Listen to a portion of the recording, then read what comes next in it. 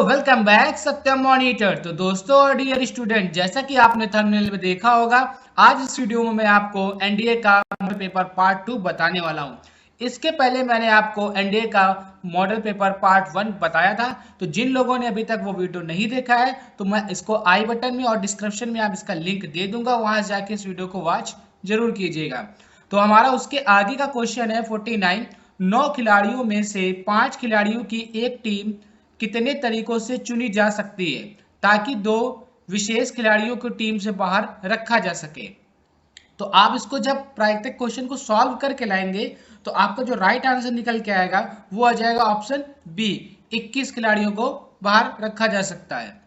Question number 50 है, x plus 1 upon x की power 2n के प्रसार में अंत पद से n प्लस 1वां पद क्या होगा जब यहाँ x के अवरोही घातों में व्यवस्थित है। तो आपका जब इसको प्रसार आप करेंगे और n प्लस 1वां पद आप जब निकालेंगे तो आपका जो निकल के आएगा वो आ जाएगा आपका c2n और n। तो आपका राइट आंसर ऑप्शन सी होगा।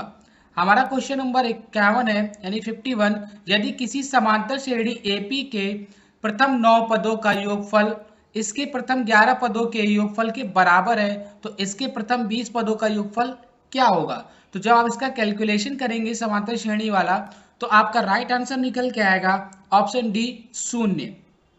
यदि किसी समांतर श्रेणी एपी का 5वां पद 1/10 है और इसका 10वां पद 1/5 है तो प्रथम 5 पदों का योगफल क्या होगा। तो जब आप प्रथम 5 पदों का योगफल निकालेंगे तो डियर स्टूडेंट तो आपका निकल के आएगा 25.5। तो आपका राइट आंसर हो जाएगा ऑप्शन बी। नंबर 53 में आपको एक वैल्यू दी गई है बेस 2 में और डिवाइड एक फिर वैल्यू आपको दी गई इसके बराबर है। तो जब आप इसका कैलकुलेशन करके लाएंगे डियर स्टूडेंट तो आपका राइट आंसर निकल के आ जाएगा ऑप्शन ए, 101 बेस 2। हमारा क्वेश्चन नंबर 54 है, यदि x cube plus y cube बराबर, आपको ये वैल्यू बेस 2 में दी गई है और x प्लस वाई बराबर फिर बेस 2 में वैल्यू एक दी गई है तो x माइनस वाई का स्क्वायर प्लस एक्स वाई किसके बराबर है। तो जब आप इसको पूरा कैलकुलेट करेंगे तो आपका कैलकुलेट करके आंसर आएगा 1001 बेस 2। तो आपका राइट आंसर ऑप्शन बी होगा। हमारा क्वेश्चन नंबर 55 है, असमीकाओं, आपको दो असमीकाओं दी गई है 5x minus 4y plus 12 less than 0 और फिर x plus y less than 2 comma x less than 0 और y ग्रेटर देन 0 पर विचार कीजिए। निम्नलिखित में से कौन सा बिंदु सर्वनिष्ठ क्षेत्र में है, सर्वनिष्ठ क्षेत्र में है। तो आपका जो बिंदु सर्वनिष्ठ क्षेत्र में है वो है आपका -1 और 2। आपका राइट आंसर ऑप्शन डी होगा। नंबर 56, फलन y बराबर x और x बिलोंग करता है -1 से के संबंध में निम्नलिखित कथनों पर विचार कीजिए। जहां महत्तम पूर्णांक फलन है तो ये महत्तम पूर्णांक फलन है। तो आपको कथन 1 में दिया गया है x बराबर 0.5 पर इसका अवकलज 0 है। कथन 2 में बता रहा है यह x बराबर 0.5 पर सतत है। तो जब आप इसको सॉल्व करेंगे तो आपका सॉल्व करके आंसर आ जाएगा ऑप्शन सी, 1 और 2 दोनों कथन क्या है, सत्य है। क्वेश्चन नंबर हमारा 57 है, अवकलज समीकरण 1 plus d y upon d x का स्क्वायर बराबर d square y upon d x square की पावर 4/3 की घात है। तो जब आप इसको पूरा सॉल्व करेंगे अवकलज के समीकरण को तो आपका राइट आंसर निकल के आ जाएगा ऑप्शन डी, 4 आपका आंसर आएगा। एक रेडियोधर्मी पदार्थ के क्षय होने की दर उस पदार्थ की विद्यमान मात्रा के समानुपाती है। यदि आधा पदार्थ 100 वर्षों में क्षय होता है तो 6 स्थिरांक क्या है। तो आपसे 6 स्थिरांक पूछा है। तो जब आप इसको सॉल्व करेंगे तो आपका जो सॉल्व करके राइट आंसर आ जाएगा वो आ जाएगा ऑप्शन ए। नंबर 59, फलन f(x) बराबर √1 माइनस x माइनस 1 का होल स्क्वायर का प्रांत क्या है। तो जब आप इसको फलन को हल करेंगे तो हल करने के बाद आपका आंसर आ जाएगा 0.2। तो आपका राइट आंसर हो जाएगा ऑप्शन डी। हमारा क्वेश्चन नंबर 60 है, परवलय y² बराबर 4kx और इसके नाभि लंब द्वारा परिबद्ध क्षेत्र का क्षेत्रफल 24 वर्ग इकाई है जहां k ग्रेटर देन 0 यानी k 0 से बड़ा है, k का मान क्या है।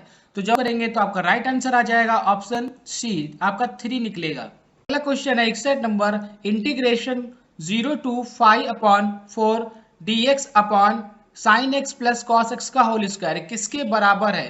तो जब आप इस इंटीग्रेशन के सवाल यानी समाकलन के सवाल को हल करेंगे तो हल करके जो आपका राइट आंसर आ जाएगा वो आएगा आपका 1/2। तो आपका राइट आंसर ऑप्शन बी होगा। अगला क्वेश्चन 62 है, इंटीग्रेशन साइन एक्स की पावर -1/2 कॉस एक्स की पावर -3/2 dx किसके बराबर है। तो जब आप इसको डियर स्टूडेंट सॉल्व करेंगे तो आपको सॉल्व करने के बाद आंसर आएगा 2√10x + c। तो आपका राइट आंसर होगा ऑप्शन बी। हमारा अगला क्वेश्चन 63 नंबर है, यदि I1 बराबर integration ex dx upon ex plus e की पावर -x और I2 बराबर इंटीग्रेशन dx अपॉन e की पावर 2x + 1 तो I1 प्लस I2 किसके बराबर है। तो जब I1 I2 को आप सॉल्व करेंगे तो I1 I2 integration ex plus e की पावर -x प्लस c निकलेगा। तो आपका राइट आंसर हो जाएगा ऑप्शन सी। क्वेश्चन नंबर 64 है, integration -1 to 1 x upon mod x dx किसके बराबर है। तो जब इस समाकलन के सवाल को सॉल्व करेंगे तो सॉल्व करके आपका राइट आंसर -1 आएगा। तो आपका राइट आंसर हो जाएगा option B. Sign 4x + 2x के कितने चर मान है जहां 0 less than x, x less than π/2 है। तो आप जब इसको सॉल्व करेंगे तो आपका सॉल्व करके जो आंसर आ जाएगा वो आ जाएगा आपका ऑप्शन बी 2। आपका राइट आंसर ऑप्शन बी निकलेगा यानी कि 2 आएगा सॉल्व करने पे। हमारा क्वेश्चन नंबर 66 यानी 66, फलन f(x) बराबर 1/10x + cot x का अधिकतम मान क्या है जहां 0 less than x less than π/2। तो जब आप इसको सॉल्व करेंगे तो आपका सॉल्व करने के बाद जो आंसर आएगा वो आ जाएगा 1/2। तो आपका राइट आंसर हो जाएगा ऑप्शन बी। हमारा क्वेश्चन नंबर 67 है यानी 67, यदि 4f(x - f1/x = 2x + 1/x 2x - 1/x है तो f2 किसके बराबर होगा। आपको फंक्शन 2 का मान निकालना है। तो जब आप पूरा इसको सॉल्व करेंगे, सॉल्व करने के बाद आप फंक्शन 2 का जब आप मान निकालेंगे तो आपका राइट आंसर निकल के आएगा 4। तो आपका राइट आंसर हो जाएगा ऑप्शन डी। हमारा क्वेश्चन नंबर 68 है, यदि f(x) बराबर 4x + 3 है तो फंक्शन -1 किसके बराबर है। तो जब आप इसको सॉल्व करके लाएंगे तो आपका जो राइट आंसर निकल के आएगा वो आ जाएगा आपका -1। तो आपका राइट आंसर हो जाएगा ऑप्शन ए। क्वेश्चन है 69, यदि x की पावर y की पावर x बराबर 1 है तो 1 पर dy/dx किसके बराबर है। तो dy/dx की आप जब सॉल्व करके लाएंगे तो आपका राइट आंसर निकल के आएगा -1। तो आपका राइट आंसर हो जाएगा ऑप्शन ए। हमारा क्वेश्चन नंबर 70 है, यदि y बराबर x की power x whole power x है तो x बराबर y पर dy/dx का मान क्या है। तो dy/dx का जो मान निकल के आएगा वो आ जाएगा आपका 1। तो आपका राइट आंसर हो जाएगा ऑप्शन बी। हमारा अगला क्वेश्चन 71 है, मान लीजिए y बराबर x + 1 -4 less than x less then -3 जहां महत्तम पूर्णांक फलन है x बराबर -3.5 पर x के संबंध में y के अवकलज क्या है। तो x बराबर -3.5 पर y के जो अवकलज निकलेंगे तो वो निकल के आएंगे 0। तो आपका राइट आंसर हो जाएगा ऑप्शन डी। पर अगला क्वेश्चन है 72, यदि dy/dx बराबर इन 5y जहां y 0 यानी y0 फंक्शन का मान इन 5 है तो y1 किसके बराबर है। तो y1 जो आपका बराबर है वो है आपका 5 इन 5। तो आपका राइट आंसर हो जाएगा ऑप्शन डी। और अगला क्वेश्चन है 73, फलन f(x) बराबर 10 की पावर x के संबंध में निम्नलिखित पर विचार कीजिए। तो आपको ये कथन दिए गए हैं और उपरोक्त कथन में आपको ये बताना है कि कौन से कथन सत्य है और कौन से असत्य। तो आपके तीनों कथन सत्य निकलेंगे जब आप इसको सॉल्व करेंगे। तो आपका राइट आंसर हो जाएगा ऑप्शन डी 1, 2 और 3। हमारा अगला क्वेश्चन है, limit x tends to 0 x की पावर 3 cosec x का होल स्क्वायर किसके बराबर है। तो जब आप इसको सॉल्व करके लाएंगे तो आपका राइट आंसर आ जाएगा 0। तो आपका ऑप्शन ए राइट आंसर होगा। हमारा अगला क्वेश्चन है 75, limit x tends to 1 x की पावर 3 -1 अपॉन √x - 1 किसके बराबर है। तो जब आप इसमें अपनी लिमिट अप्लाई कर देंगे x = 1 तो आपका जो राइट आंसर निकल के आएगा वो आ जाएगा आपका राइट आंसर 6। तो आपका राइट आंसर हो जाएगा ऑप्शन सी। और अगला क्वेश्चन है 76, निम्नलिखित में से किस अंतराल में फलन f(x) बराबर x cube upon 3 minus 7x² upon 2 plus 6x plus 5 हास्य सामान्य है। तो जो हास्य समान है तो आप इसको सॉल्व करके लाएंगे तो आपका जो राइट आंसर निकल के आएगा वो आएगा 1,6। तो आपका राइट आंसर हो जाएगा ऑप्शन बी। 77, यदि x बराबर 2 पर फलन f(x) बराबर m upon x plus 2nx plus 1 का अवकलज शून्य है तो m प्लस 8n का मान क्या है। तो जब m प्लस 8n का आप मान सॉल्व करके निकालेंगे तो इनमें से कोई नहीं निकलेगा तो आपका राइट आंसर हो जाएगा ऑप्शन डी, अपर्याप्त डेटा, जो इसमें से मैच नहीं करेगा। हमारा अगला क्वेश्चन है 78, वक्र y बराबर x और y बराबर एक्स क्यूब के बीच में पहले चतुर्थांश में समावेशित क्षेत्र का क्षेत्रफल क्या है। तो जो समावेशित क्षेत्र का क्षेत्रफल है वो है आपका ऑप्शन बी यानी कि 1/4 वर्ग इकाई। तो आपका राइट आंसर ऑप्शन बी होगा। हमारा अगला क्वेश्चन है 79, यदि एक्स वाई बराबर 4225 है जहां x और y धन पूर्णांक संख्याएं हैं तो x प्लस वाई का न्यूनतम मान क्या है। तो जब x प्लस वाई का आप न्यूनतम मान निकालेंगे तो आपका राइट आंसर आएगा ऑप्शन ए 130। हमारा नंबर 80 कह रहा है समीकरण x dy/dx माइनस 2y बराबर 0 क्या निरूपित करता है। तो यह एक परवलय कुल निरूपित करता है। तो आपका राइट आंसर हो जाएगा ऑप्शन सी। हमारा अगला क्वेश्चन है 81, यदि निर्देशांक -5, 0, 5p², 10p और 5q² 10q वाले बिंदु संरेखी हैं तो pq का मान क्या है जहां p नॉट इक्वल q है। तो जब आप इसको सॉल्व करेंगे तो सॉल्व करके आपका राइट आंसर 1 निकलेगा। तो आपका ऑप्शन सी राइट आंसर होगा। हमारा अगला क्वेश्चन है 82, उस सरल रेखा पर समीकरण क्या है जो बिंदु 1, -2 से गुजरती है और अक्षों पर बराबर अंतःखंड बनाती है। तो जो अक्षों पर बराबर अंतःखंड बनाती है वो है हमारा x प्लस वाई प्लस 1 बराबर 0। तो आपका राइट आंसर हो जाएगा ऑप्शन सी। अगला क्वेश्चन है 83, उस वृत्त का समीकरण क्या है जो प्रथम चतुर्थांश के दोनों अक्षों रेखा पर y-2 बराबर 0 को स्पर्श करता है। तो जो दोनों अक्षों को स्पर्श करता है वो हमारा समीकरण है x² plus y² minus 2x minus 2y plus 1 बराबर 0। तो आपका राइट आंसर हो जाएगा ऑप्शन सी। हमारा अगला क्वेश्चन है 84, नाभि -3, 0 और नियता x -3 बराबर 0 वाले परवलय का समीकरण क्या है। तो जो परवलय का समीकरण है वो है y² बराबर -4x। तो आपका राइट आंसर हो जाएगा ऑप्शन डी। हमारा अगला क्वेश्चन है 85, दीर्घवृत्त x² प्लस 2y² बराबर 1 की नाभियों के बीच की दूरी क्या है। तो जो नाभियों के बीच की दूरी है वो है आपकी √2। तो आपका राइट आंसर हो जाएगा ऑप्शन बी।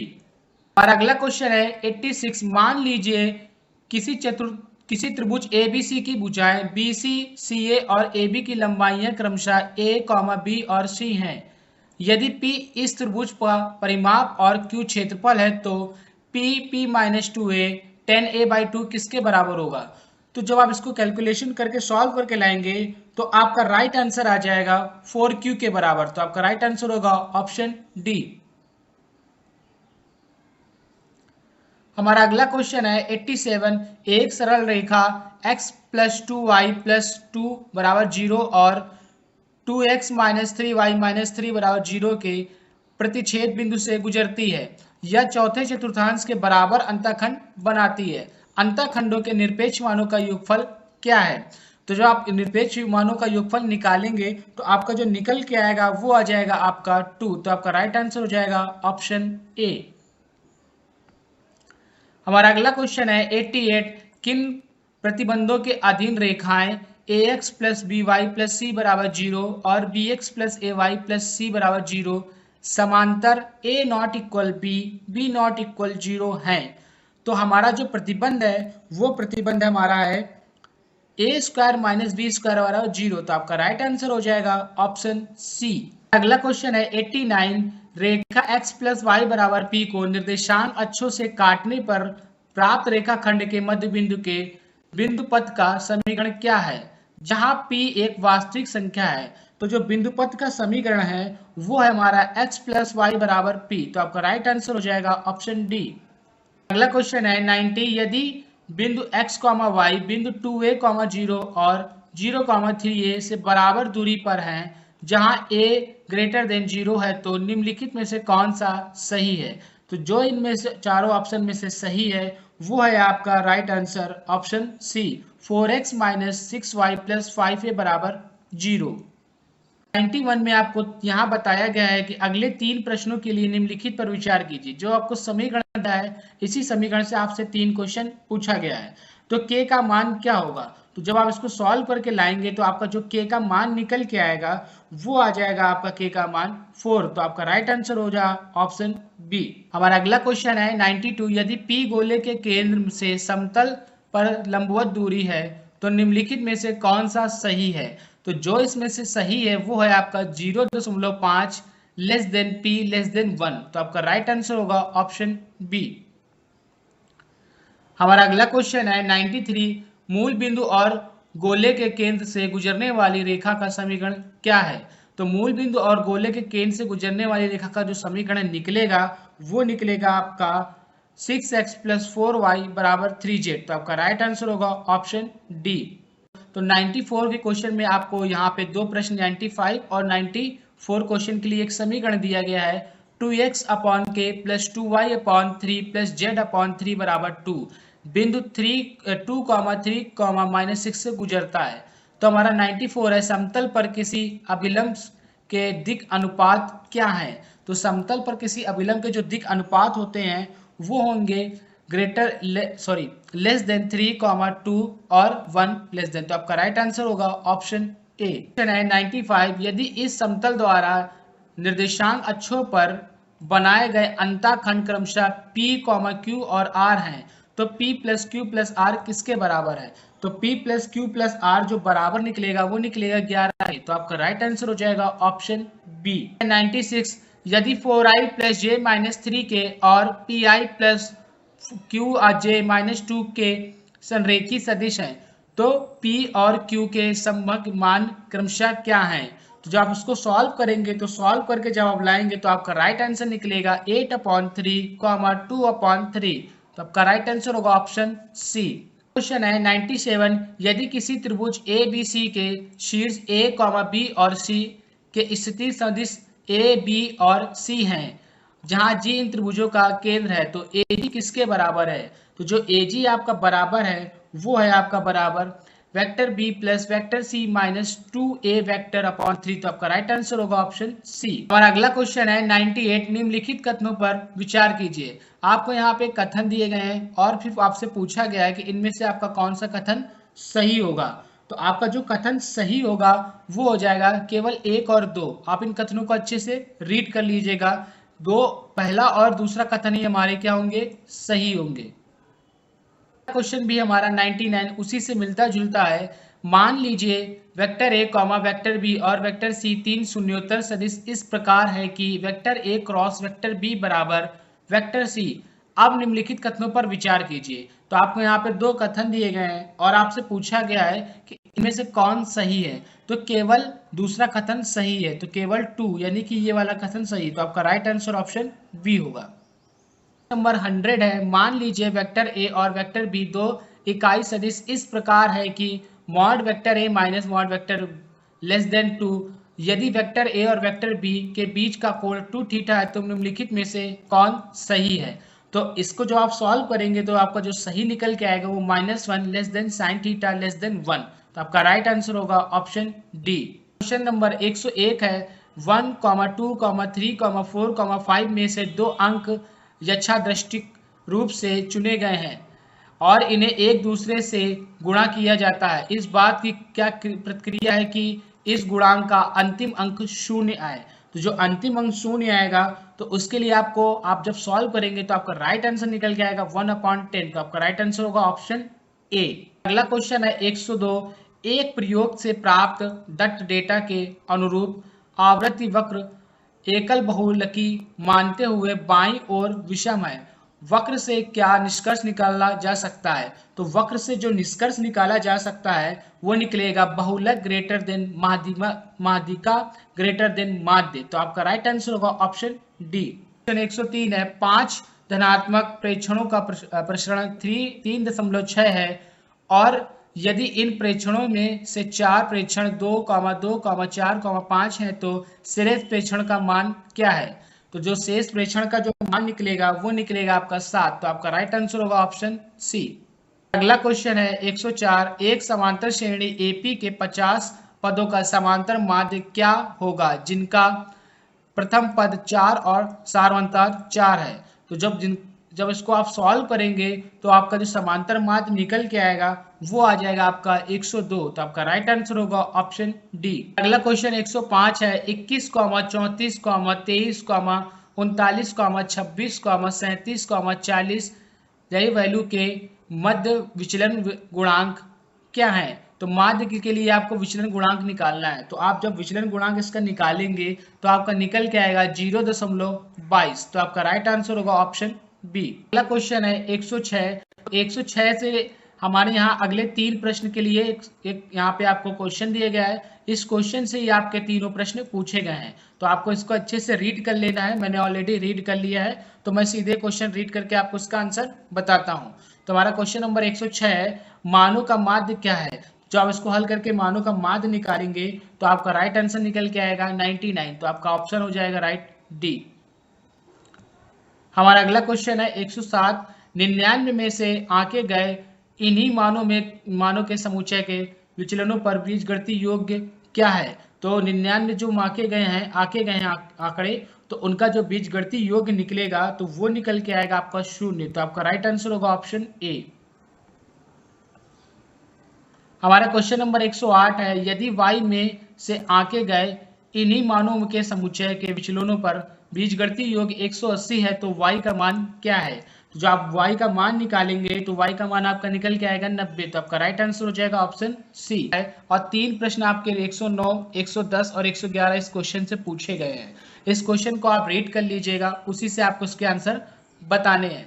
तो हमारा क्वेश्चन नंबर 109 है, प्राप्तांकों का माध्य क्या है? तो जो आप प्राप्तांकों का माध्य निकालेंगे तो आपका जो प्राप्तांकों का माध्य निकल के आएगा वो आएगा आपका 79 यानी 79। तो आपका राइट आंसर होगा ऑप्शन डी। हमारा अगला क्वेश्चन 110 है, प्राप्तांकों की माध्यिका क्या है? तो प्राप्तांकों की जो माध्यिका निकल के आएगी वो आएगी आपकी 79, ऑप्शन बी। अगला क्वेश्चन है 111, माध्यिका के से आके गए विचलनों का योगफल क्या है? तो जो आप विचलनों का योगफल निकालेंगे तो आपका निकल के आएगा 0। तो आपका राइट आंसर होगा ऑप्शन बी।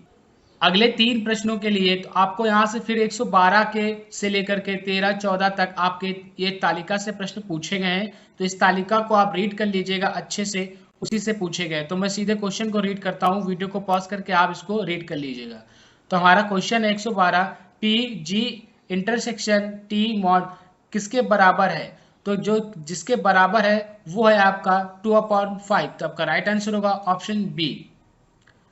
फिर हमारा question number 113, P G slash T bar किसके बराबर है? तो जब आप इसको सॉल्व करेंगे तो आपका राइट आंसर निकलेगा 4/7। तो आपका राइट आंसर होगा option C. 114, P T bar upon G bar किसके बराबर है? तो जब इसको सॉल्व करेंगे तो आपका राइट आंसर जो निकल के आएगा वो आएगा 3/4। तो आपका राइट आंसर होगा ऑप्शन डी। प्रश्न है, इस बात की क्या प्रायिकता है कि 6 कामगारों में से यथार्थ रूप से 6 कामगार इस बीमारी से पीड़ित हो? तो आपका जो इस प्रायिकता के क्वेश्चन को आप हल करेंगे तो हल करके आपका जो आंसर आएगा वो आएगा 160/729। तो आपका राइट आंसर होगा ऑप्शन डी। और अगला क्वेश्चन 116 है, इस बात की क्या प्रायिकता है कि 6 कामगारों में से कोई भी एक बीमारी से पीड़ित ना हो? तो कोई भी बीमारी से एक भी पीड़ित ना हो तो आपका जो राइट आंसर निकल के आएगा वो 64/729। तो आपका राइट आंसर होगा ऑप्शन बी। क्वेश्चन नंबर 117 है, इस बात की क्या प्रायिकता है कि 6 कामगारों में से कम एक कामगार इस बीमारी से पीड़ित हो? तो जो इस बीमारी से पीड़ित होगा वो हो जाएगा 665/729। तो आपका राइट आंसर होगा ऑप्शन बी। हमारा 118 इस तालिका से पूछा गया, तो आप इस तालिका को अच्छे से रीड कर लीजिएगा। तो हमारा क्वेश्चन 118 है, P का मान क्या होगा? तो तो आपसे जो p का मान पूछा है तो आप जब इसको सॉल्व करके लाएंगे तो p का मान आपका 27 निकलेगा, तो आपका राइट आंसर होगा ऑप्शन सी। अगला क्वेश्चन है हमारा 119, q का मान क्या होगा? तो जो q का मान निकल के आएगा वो आ जाएगा आपका 1, तो आपका राइट आंसर होगा ऑप्शन ए। हमारा 120, यदि प्रत्येक कक्षा की बारंबारता दुगुनी कर दी जाए तो माध्य क्या होगा? तो जो अगर किसी की बारंबारता दुगुनी कर दी जाएगी तो उसका जो माध्य निकल के आएगा वो आएगा 50, तो आपका राइट आंसर होगा ऑप्शन बी। तो दोस्तों और डियर स्टूडेंट, आज इस वीडियो में मैंने आपको एनडीए मैथ्स के मॉडल पेपर के 120 क्वेश्चन कंप्लीट करा दिए हैं। आई होप आपको वीडियो अच्छे से समझ में आई होगी। अगर कोई भी आपको क्वेश्चन में डाउट होता है तो कमेंट बॉक्स में जरूर करिएगा, मैं इसका फुल सोल्यूशन भी लेकर के आ जाऊंगा और आपको वीडियो इस पर भी बना दूंगा। मिलते हैं इसके नेक्स्ट पार्ट सेट बी में। तो जो लोग इस वीडियो को अब पहली बार देख रहे हो, चैनल को सब्सक्राइब करना ना भूलें और इस वीडियो को अपने दोस्तों में भी